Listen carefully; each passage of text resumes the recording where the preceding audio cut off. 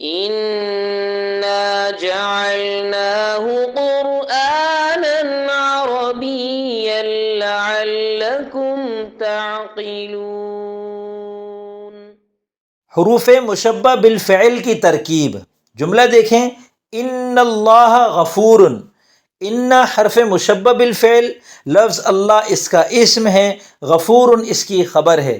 حرف مشبہ بالفعل اپنے اسم اور خبر کے ساتھ مل کر جملہ اسمیہ خبریہ ہوا۔ اس کا ترجمہ ہے بے شک اللہ تعالیٰ بخشنے والے ہیں۔ اب آپ کہیں گے حروف مشبہ بالفعل کیا ہوتا ہے؟ وہ ہم پڑھ چکے ہیں، 6 الفاظ ہیں، انا، انا، کانا، لاکنہ، لیتا اور لعل۔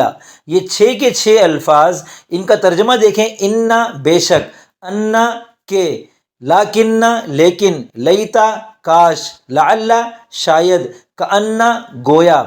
اب یہ جو ہیں 6 الفاظ، یہ جملہ اسمیہ خبریہ پر داخل ہوتے ہیں۔ جملہ اسمیہ خبریہ ہم نے پڑھ لیا۔ جملہ اسمیہ خبریہ مثلا تھا اللہ غفور، اللہ تعالیٰ بخشنے والے ہیں۔ دیکھیں جملہ اسمیہ کی وجہ سے آخر میں ہے، ترجمہ آ گیا، لفظ اللہ مبتدا، غفور اس کی خبر، مبتدا اپنی خبر سے مل کر جملہ اسمیہ خبریہ ہو گیا۔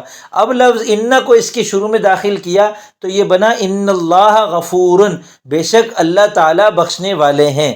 اب یہاں دیکھیں حروف مشبہ بالفعل جو ہوتا ہے مبتدا اور خبر پر داخل ہوتا ہے، تو ترکیب نحوی میں مبتدا کو حروف مشبہ بالفعل کا اسم کہتے ہیں اور خبر کو حروف مشبہ بالفعل کی خبر کہتے ہیں۔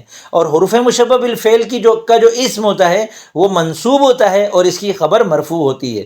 مبتدا اور خبر میں مبتدا بھی مرفوع ہوتا ہے، خبر بھی مرفوع ہوتی ہے، لیکن یہی مبتدا خبر جب حروف مشبہ بالفعل کے بعد آ جائیں گے تو اب مبتدا اس کا اسم بن جائے گا اور منصوب ہو جائے گا۔ اسی وجہ سے لفظ اللہ کو ہم نے اللہ کر دیا۔